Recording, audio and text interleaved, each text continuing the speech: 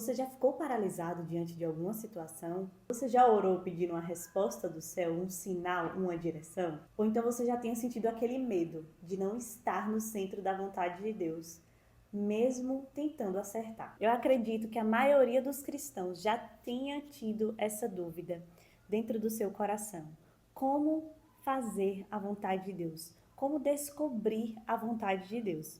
E foram exatamente essas perguntas que foram respondidas no livro Tomando Decisões Segundo a Vontade de Deus, do Heber Campos Júnior. Esse livro me impactou profundamente e eu gostaria de compartilhar as minhas percepções, as minhas impressões, o meu ponto de vista em relação a esse livro e tudo que eu aprendi através dos conhecimentos desse livro.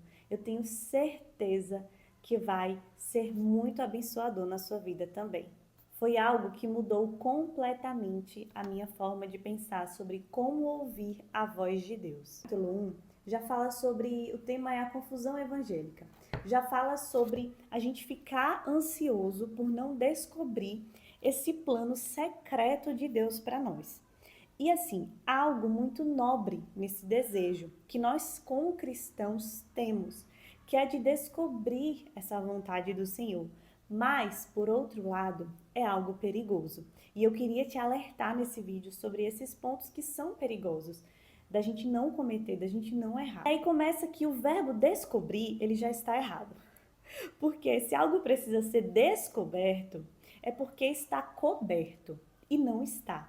A vontade de Deus está revelada nas Escrituras. A Bíblia ordena que nós a compreendamos. Então a vontade já está revelada. Nós precisamos o quê? Compreender. E esse versículo de Efésios 5,17 vai ser uma grande premissa desse livro, que é: não sejais insensatos, mas procurai compreender qual a vontade do Senhor.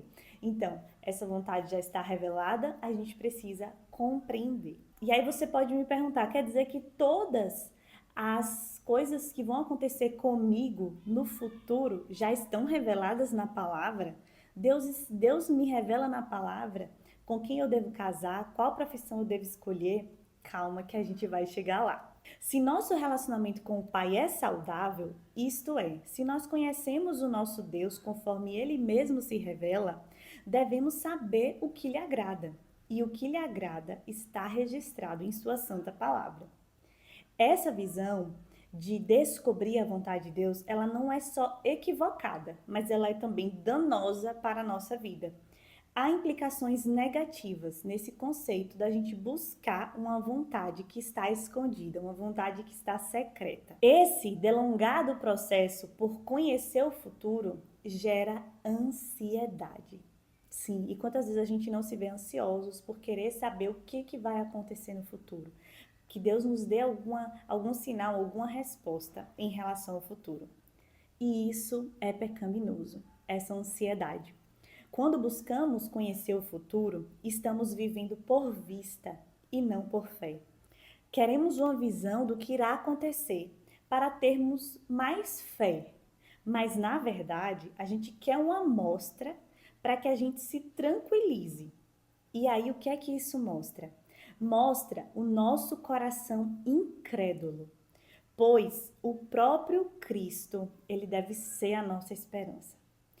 E a certeza de saber que Ele estará conosco no amanhã, já deve nos tranquilizar. Então, quando a gente fica buscando saber o futuro, descobrir o que vai acontecer, descobrir qual a decisão correta, o que vai acontecer, muitas vezes está demonstrando um coração incrédulo, pois Jesus é suficiente. Saber que Ele estará no nosso futuro, saber que Ele estará no nosso amanhã, precisa ser o suficiente para nos tranquilizar do que irá acontecer. Então, as pessoas buscam, a partir disso, de querer conhecer o futuro, elas buscam meios, por exemplo, como visões, sonhos, profecias, revelações, coincidências.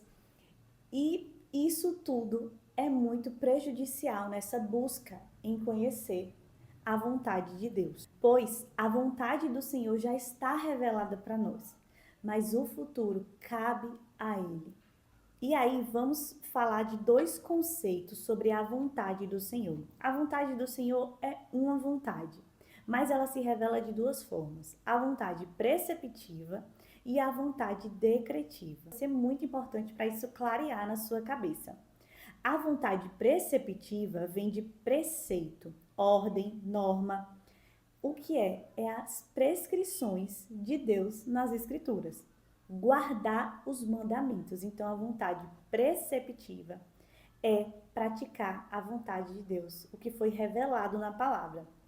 E aqui está algo muito interessante que eu aprendi nesse livro. Você sabia que ser grato é uma ordenança? Em tudo dai graças, porque essa é a vontade do Senhor. Gratidão não é só educação, mas mandamento. E é por isso que surgem tantos pecados no nosso coração, que é um tema que eu gosto de estudar também e pensar bastante em relação à inveja, comparação, descontentamento, ressentimentos. Ao quebrar um mandamento, olhando para a vida do outro, sendo menos gratos pelas nossas circunstâncias, nós desobedecemos a Deus, que é soberano e é quem nos dá tudo. Então nós temos um Deus que é soberano, é Ele que distribui dons, recursos, conforme a sua vontade.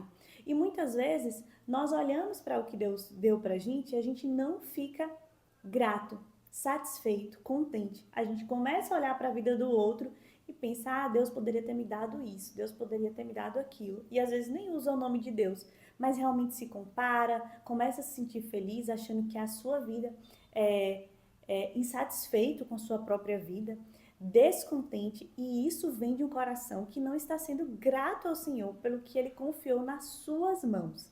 Então, nós quebramos um mandamento ao não sermos gratos.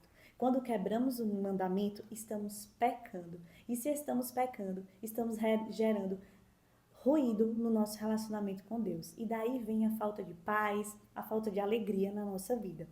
Então percebam como tudo se conecta. Porque quando a gente descobre a vontade do Senhor, descobre que a gente precisa ser grato, que é um mandamento do Senhor e a gente não é, estamos pecando. Estamos gerando ruído no nosso relacionamento com Deus. Existe uma lista de textos, de referências bíblicas nesse livro que trazem a vontade de Deus como preceitos. Então fala de diversos textos na Bíblia que a gente pode ler, que são ordenanças. Esse, por exemplo, que vem de uma forma até disfarçada, em tudo dai graça, porque essa é a vontade de Deus, e a gente não vê como um mandamento, a gente vê como um aconselhamento, mas na verdade é um mandamento. Perdoar é um mandamento, amar o próximo é um mandamento. E quantos pecados decorrem da falta de conhecimento e da quebra desses mandamentos? Deus deixou esses preceitos para a nossa vida. E isso não é opcional. Cumprir ou não esses preceitos não é opcional na vida do cristão. É mandamento. Compreender e obedecer. Nem tudo que foi revelado ali é um preceito. A Bíblia, ela é interpretada pela própria Bíblia e ela também precisa de que a gente estude não só um versículo isolado, uma história isolada, mas para quem ela foi escrita, como se aplica aquilo, os termos em relação às línguas que ela foi escrita. Tudo isso precisa ser feito de forma cuidadosa. Mas tudo que é preceito foi revelado. Então, tudo que Deus espera de nós foi revelado na sua palavra. Isso não se adivinha. A gente não precisa brincar de jogo de adivinhação com Deus. O que Deus quer que eu faça nessa situação? Está revelado na palavra do Senhor. E é engraçado que a gente perde, acho engraçado isso, a gente perde tanto tempo tentando descobrir o futuro que a gente esquece e deixa de lado algo tão importante, que é conhecer o que Deus espera de nós como seus filhos, que isso de fato é o que é mais importante. E agora vamos tratar sobre o que é a vontade decretiva. Nós falamos o que é a vontade preceptiva e agora vamos falar sobre o que é a vontade decretiva. A vontade decretiva vem de decretos, os decretos pelos quais Deus realiza a sua história. É a vontade soberana de Deus. Tudo que Deus ordenou, pré-estabeleceu para acontecer na história, vai acontecer e faz parte da sua vontade decretiva. A gente tem que se submeter e aceitar esses decretos, ainda que isso envolva sofrimento na nossa vida. Nós estamos nos referindo aqui aos planos soberanos de Deus. Nós não conhecemos e por isso a gente não pode ter certeza que algumas coisas na nossa vida vão dar certo ou vão acontecer, porque Deus é soberano. Então, uma vontade decretiva de Deus, por exemplo, que foi o plano de salvação, mandar o seu filho para a terra para que ele seja morto, crucificado e que traga redenção para a nossa vida. Então, isso fazia parte do decreto de Deus. Tudo aconteceu como Deus planejou que iria acontecer. Por isso, a gente não pode ter certeza e aquela arrogância de dizer, a própria palavra fala, amanhã eu vou fazer isso, amanhã com certeza isso vai acontecer na minha vida, com certeza eu vou comprar aquilo, eu vou fazer aquilo, com certeza eu vou ter essa cura, eu vou ter essa resposta. É muita arrogância da nossa parte falar com certeza absoluta sobre coisas que ainda irão acontecer, porque nós não sabemos o futuro e Deus decretou tudo de antemão. Aqui entra também um ponto muito delicado, que muitas coisas ruins que acontecem a gente quer entender também. Quer perguntar a Deus por que foi que isso aconteceu. E muitas dessas coisas a gente não vai entender aqui na Terra, só do outro lado da eternidade. Mas nós podemos ter certeza que tudo está cooperando para o nosso bem e que Deus tem um propósito em tudo. E é dessa forma, muitas vezes não entendendo o que aconteceu, não sabendo o que vai acontecer. É dessa forma que vivemos por fé e não por vista. Porque seria muito fácil se a gente olhasse para trás, entendesse tudo, olhasse para frente, mas apenas Deus vê a história de forma completa, inteira. Apenas Ele sabe os propósitos de cada um dos fatos que aconteceram na nossa vida e que irão acontecer. E não, nós não teremos explicações aqui, só lá do outro lado da eternidade. Nem tudo será explicado, entendido aqui. Esse versículo, por exemplo, de viver por fé e não por vista, era um versículo que eu não compreendia em sua totalidade, mas hoje eu entendo com base nessas afirmações. Muitas vezes não vamos entender o passado, não vamos entender, não vamos saber o que vai acontecer no futuro, não teremos essa segurança. Mas é dessa forma, descansando que Deus está no controle de tudo, que vivemos por fé e não por vista, que provamos a nossa fé. Moisés proíbe o povo de prescrutar os desígnios secretos de Deus e dizer qualquer coisa acerca deles. É engraçado porque vivemos sempre querendo descobrir o que irá acontecer. Mas em Deuteronômio 29 diz: as coisas encobertas pertencem ao Senhor, nosso Deus, mas as reveladas nos pertencem a nós e aos nossos filhos para sempre, para que cumpramos todas as palavras desta lei. Então, sim, Ele já nos confiou a vontade revelada dele, mas as coisas encobertas pertencem a Ele e realmente não iremos entender tudo. O importante é destacar que a vontade secreta não compete a nós. Tudo o que Deus queria que a gente soubesse, os preceitos da nossa vida, Ele nos revelou em Sua palavra. Desejar conhecer o que está além da Bíblia é dizer que ela não é suficiente para guiar a nossa vida. Isso é muito forte, porque muitas vezes a gente quer uma revelação do Senhor do que a gente deve fazer, mas não queremos conhecer o Deus que nos direciona. Isso é muito forte.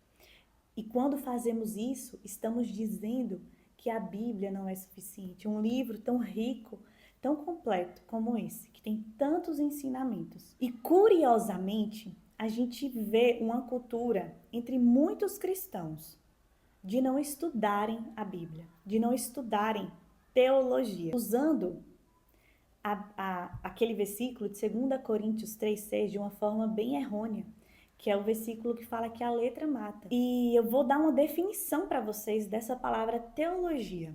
Segundo o puritano William Ames, é a doutrina ou o ensino de viver para Deus. E nós queremos saber viver para Deus. E por que não buscar conhecer mais?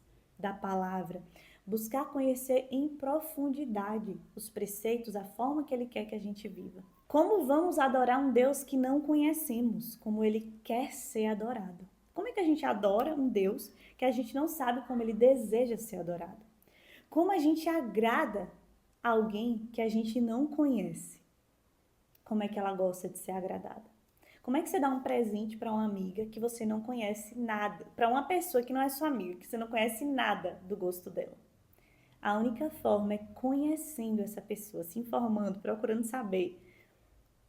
Se a gente vive assim, a nossa religião é vã, a nossa religião é superficial. Efésios 5,17. Vede prudentemente como andais, não como nécios, e sim como sábios, remindo o tempo, porque os dias são maus. Nós erramos quando desejamos um vislumbre do nosso futuro. Parecemos mais interessados no horóscopo do que em nossa obediência. Nós somos mais interessados em saber o que irá acontecer e qual escolha devemos fazer, ao invés de entendermos o coração de Deus e o que Ele espera de nós. Ao invés disso, devemos pedir ao Senhor corações que estejam dispostos a fazer a sua vontade. Como entender a vontade de Deus para áreas cinzentas da nossa vida? Ele chama de orientações em áreas cinzas. Quanto aquelas áreas que são moralmente indiferentes, que não tem na Bíblia especificamente, não matarás, não roubarás, o que fazer nessas áreas que não existe um preceito, um mandamento, ser grato? O que fazer nessas áreas? Por exemplo, qual cidade morar? Que faculdade fazer? A gente precisa avaliar a partir das diretrizes das Escrituras, pensando circunstâncias, pedindo sabedoria do alto. Então, tem um termo que eu gostei muito que ele usou, que é: o que é mais agradável ao Senhor? E aqui tem algumas perguntas que você pode fazer para entender qual faculdade fazer, qual cidade morar, onde você vai poder utilizar melhor os seus dons, os seus talentos. E sim, Deus colocou dentro de nós dons e talentos. Qual local oferece mais tentações e devo evitar? Nós, como cristãos, nós precisamos realmente moldar a nossa mente para começar a pensar como o Senhor pensaria nessas situações. Qual lugar oferece melhores oportunidades para o meu crescimento espiritual? Esses pontos, eles se baseiam em 3 pontos específicos para a nossa vida cristã. Primeiro, serviço, servir as pessoas com os nossos dons e talentos.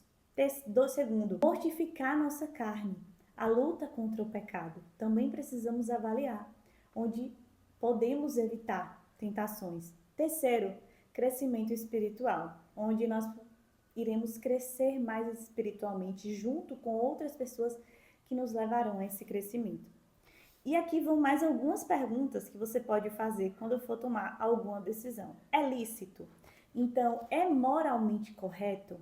Está dentro da lei algo que eu estou fazendo? Então, isso é um primeiro ponto muito importante. É moralmente correto isso que eu vou fazer? O cristão, ele precisa andar moralmente correto diante da lei. É benéfico? Edifica? Faz bem para mim?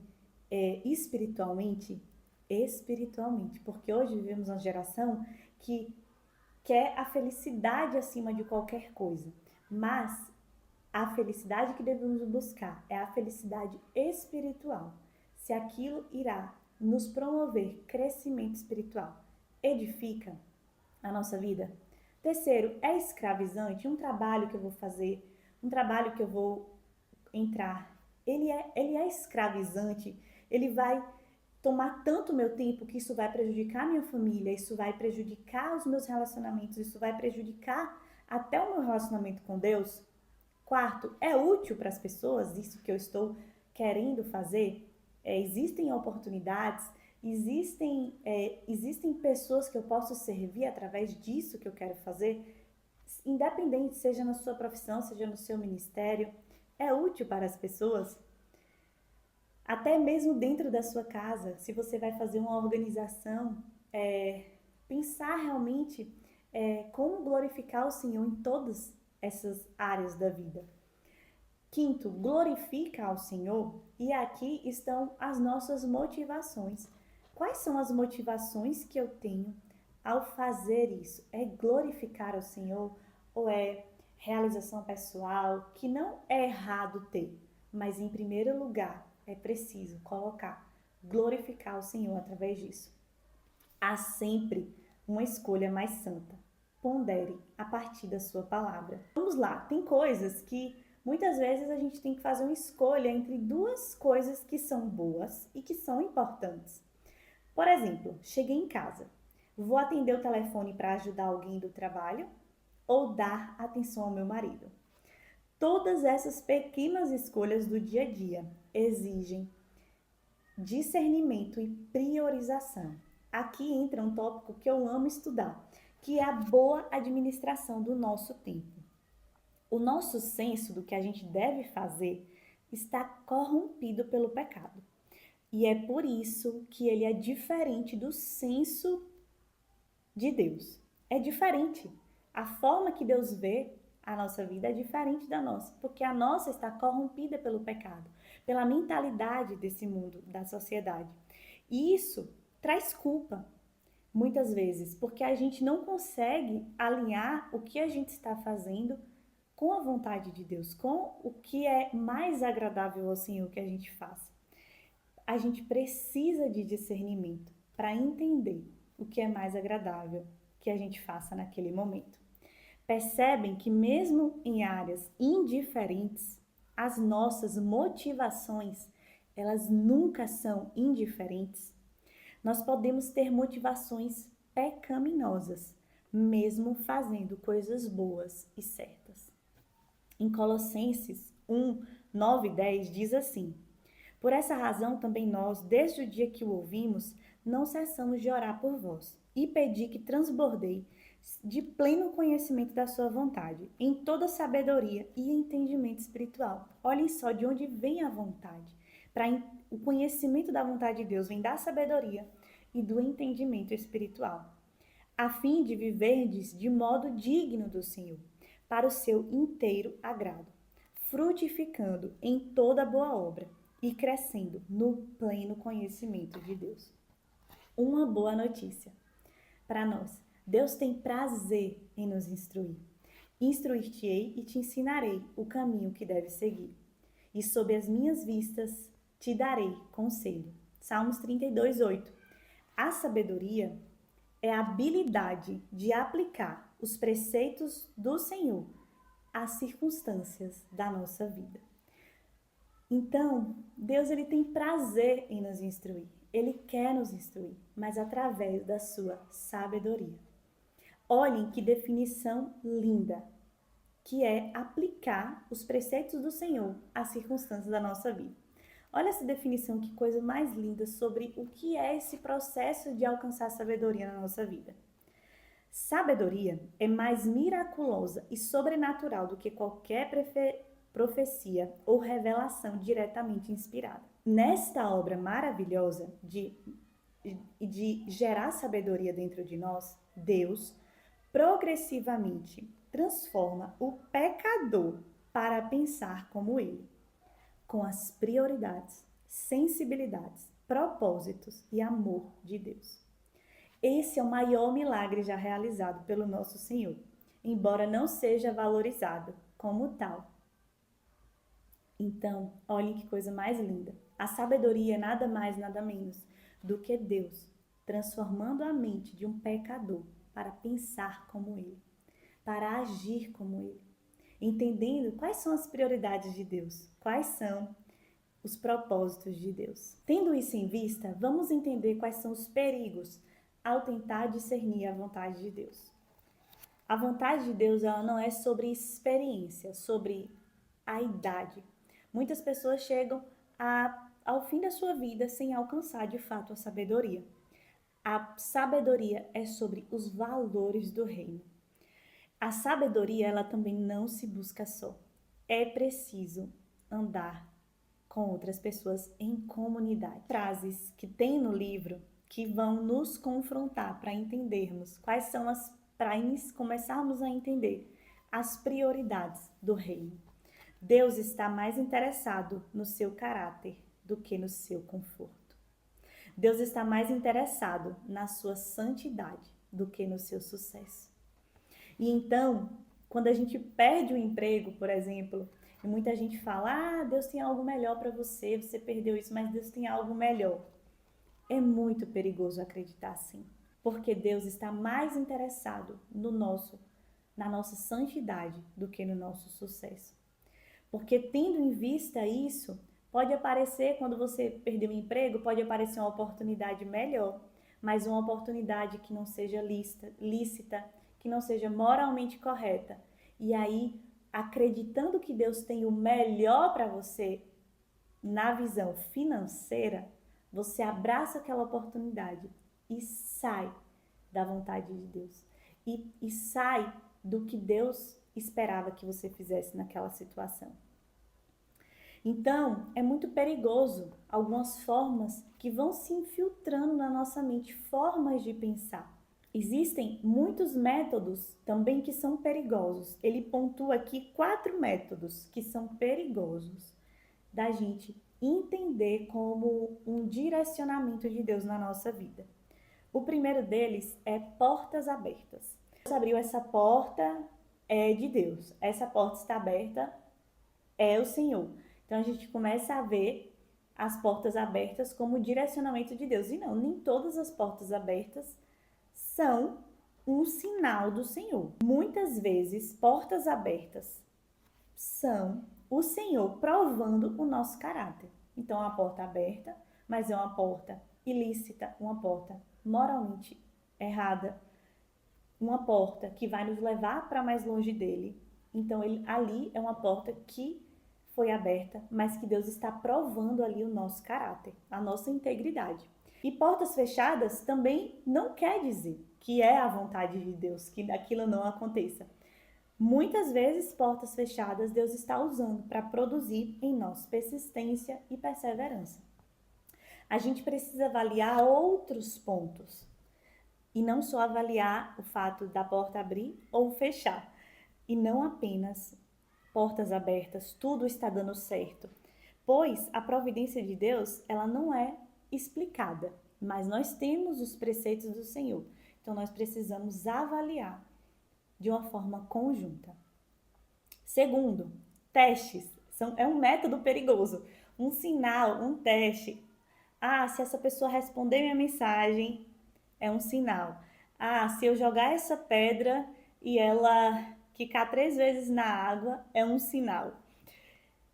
E é muito interessante que o autor fala nesse livro que os sinais ali, na Bíblia, eles eram dados em período de incredulidade. Então, quanto mais as pessoas estavam incrédulas e distante do Senhor, era preciso dar sinais. Em Juízes, por exemplo, tem vários exemplos. Era preciso o Senhor dar um sinal, mas isso não demonstra a fé e a confiança daquelas pessoas. E nós queremos precisar de sinais, ter tanta incredulidade que Deus vai ter que intervir dessa forma?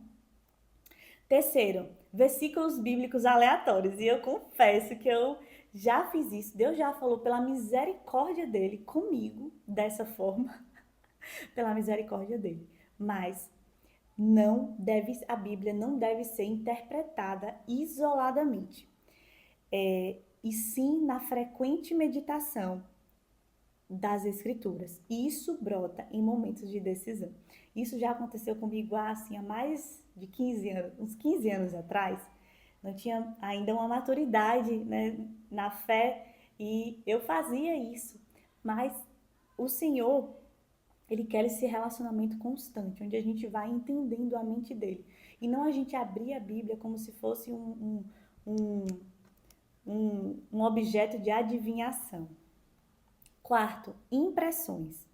A intuição muitas vezes é usada como voz do Espírito Santo. Você já ouviu falar naquele termo, se não há paz, não é de Deus. Se não há paz, não é de Deus. Isso é muito, muito perigoso. A falta de paz pode ser um medo pecaminoso que precisa ser vencido, ou até mesmo a nossa consciência que está cauterizada pelo pecado. Todo mundo faz, é normal que eu faça.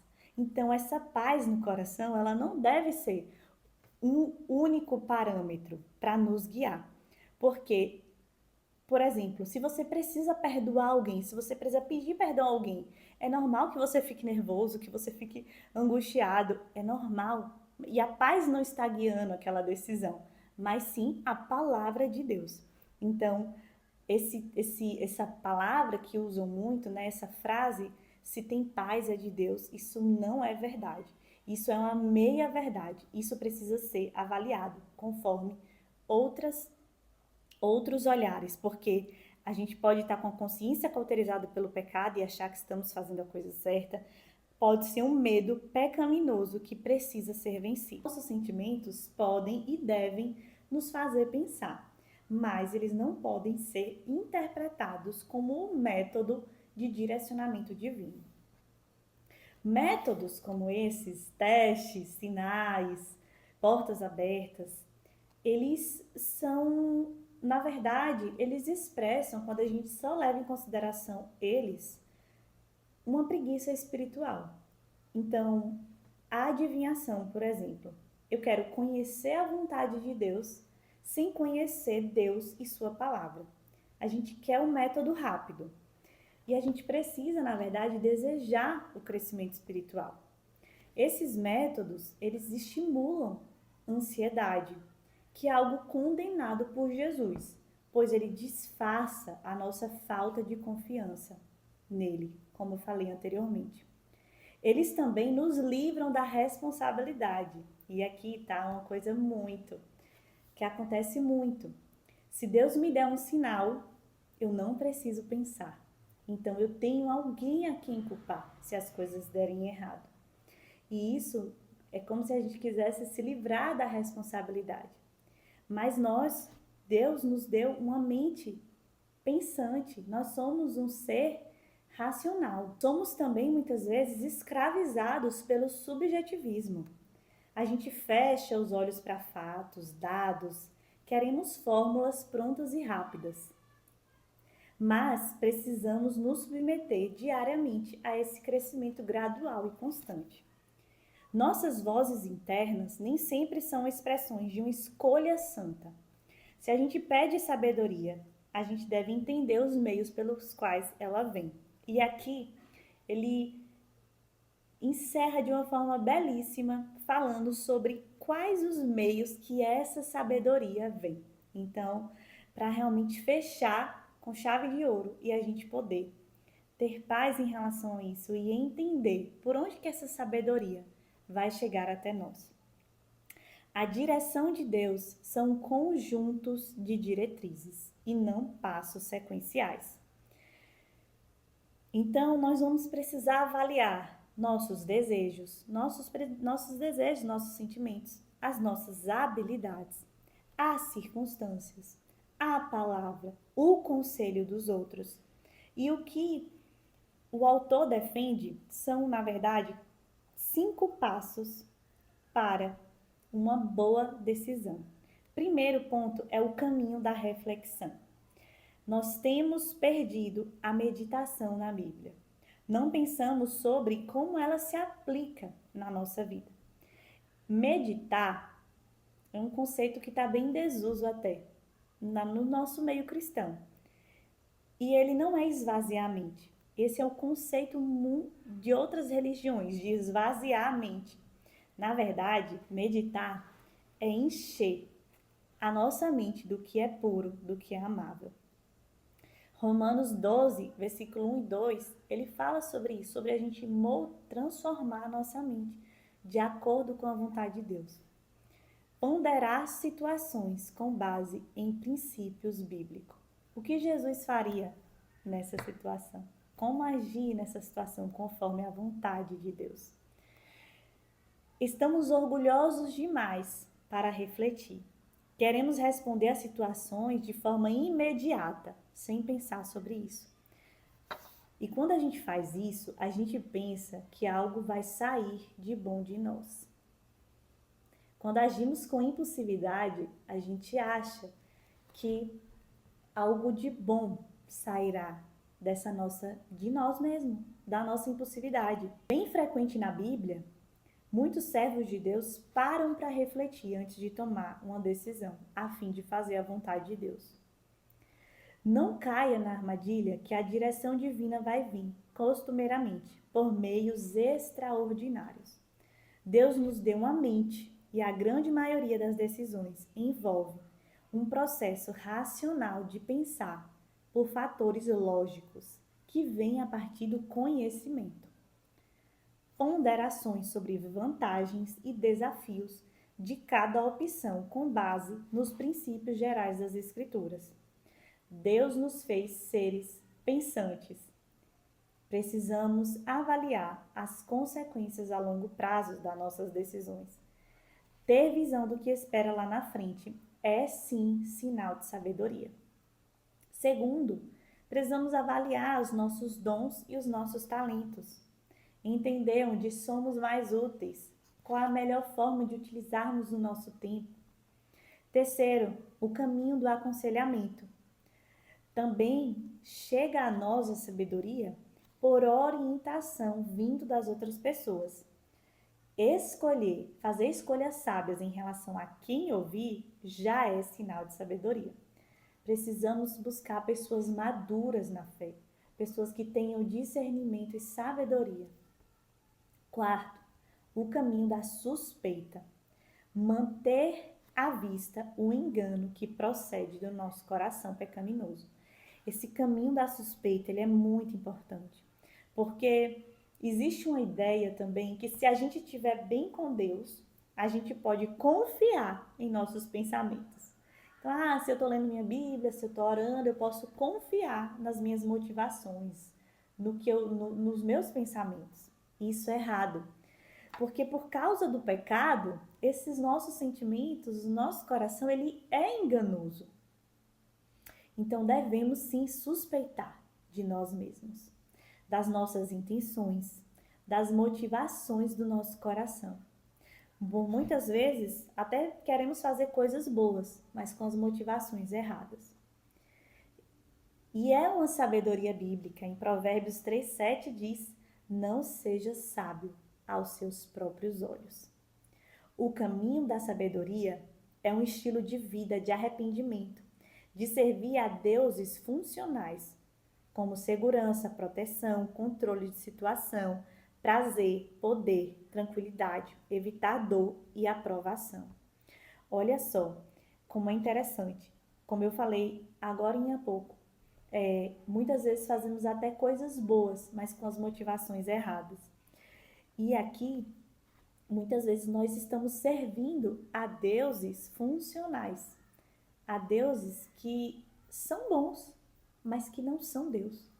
Estamos servindo, tomando nossas decisões todas baseadas o que vai me trazer mais segurança, o que vai me trazer mais controle, o que vai me trazer mais prazer, o que vai me trazer mais tranquilidade, o que vai me trazer mais aprovação das pessoas e o que vai me fazer evitar dor.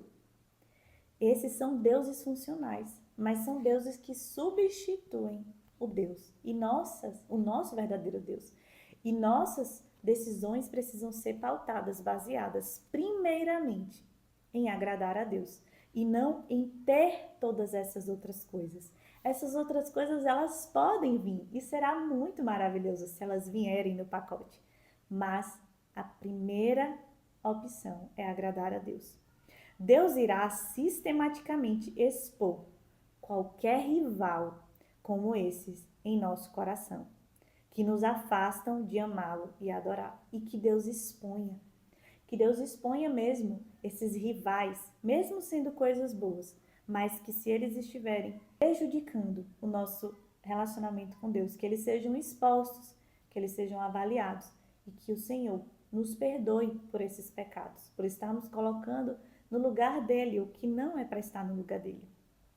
Nós devemos estar preparados para isso e até buscar prescrutar o nosso coração em relação a isso, realmente se avaliar constantemente. O quinto passo é o caminho da espera. Esperar é aprender a confiar no guia. E nossa geração, a gente odeia esperar, né? A gente quer fazer tudo menos esperar. A gente quer tomar decisões rápidas, a gente quer resolver tudo na hora. Mas o objetivo de Deus na nossa vida é a nossa santificação, é a nossa dependência dele. Então, é exatamente isso que acontece quando nós nos entregamos a ele nos nossos momentos de espera. Nós somos santificados quando nos entregamos realmente à sua dependência e não ficamos resistindo. Se tiver em dúvida, espere em Deus.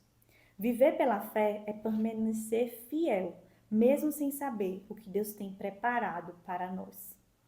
Mesmo que Ele não realize tudo o que sonhamos, nos manteremos tomando decisões de acordo com sua vontade, sem tomarmos decisões sem a sua direção, sem dar um jeitinho por meios errados.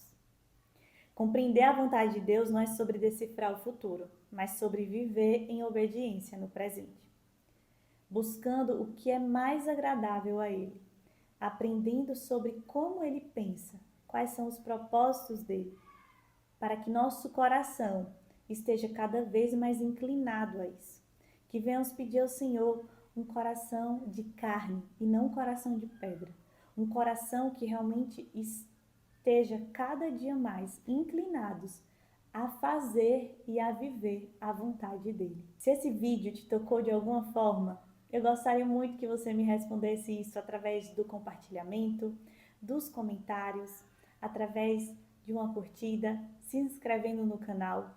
É dessa forma que nós que estamos aqui desse lado produzindo conteúdo somos encorajados a trazer mais conteúdos como esse. E sim, nós precisamos desse encorajamento para entendermos que estamos sendo útil, servindo as pessoas através desse conteúdo. Compartilha com alguém que precisa ouvir isso.